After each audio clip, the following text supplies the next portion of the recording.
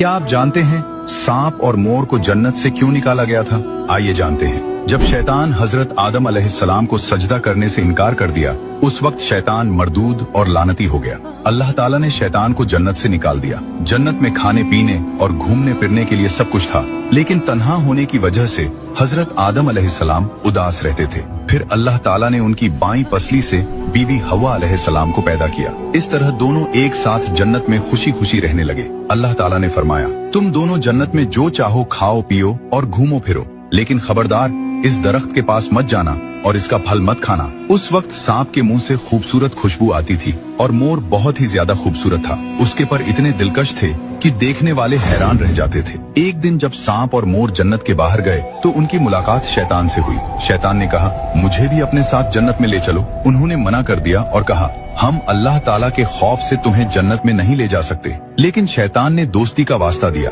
तब सांप ने शैतान को मशवरा दिया, तुम सांप की शक्ल इख्तियार कर लो, फिर मोर तुम्हें निगल लेगा और जन्नत के अंदर ले जाएगा। शैतान फौरन सांप की शक्ल में बदल गया और मोर ने उसे निगल लिया। इस तरह शैतान जन्नत में दाखिल हो गया। जन्नत में जाकर शैतान ने बीबी हवा को बहकाया और कहा, अल्लाह ने तुम्हें इस दरख्त का फल इसलिए मना किया है, कहीं तुम इसे खाकर फरिश्ता न बन जाओ और हमेशा जन्नत में न रहने लगो। बीबी हवा शैतान के बहकावे में आ गई और उस दरख्त का फल खा लिया। फिर उन्होंने हजरत आदम अलैहिस्सलाम को भी दे दिया। जैसे ही दोनों ने फल खाया, उनका जन्नती लिबास उतर गया। तब अल्लाह ताला ने फरमाया, क्या मैंने तुम दोनों को इस दरख्त के पास जाने और इसका फल खाने से मना नहीं किया था? फिर अल्लाह ताला ने हजरत आदम अलैहिस्सलाम और बीबी हवा को जन्नत से निकालकर जमीन पर भेज दिया। और क्योंकि मोर और सांप ने शैतान की मदद की थी, अल्लाह ताला ने सांप के मुंह की खुशबू छीनकर उसमें जहर भर दिया और उसके पांव भी खत्म कर दिए और मोर की खूबसूरती भी कम कर दी और दोनों को जन्नत से निकाल दिया।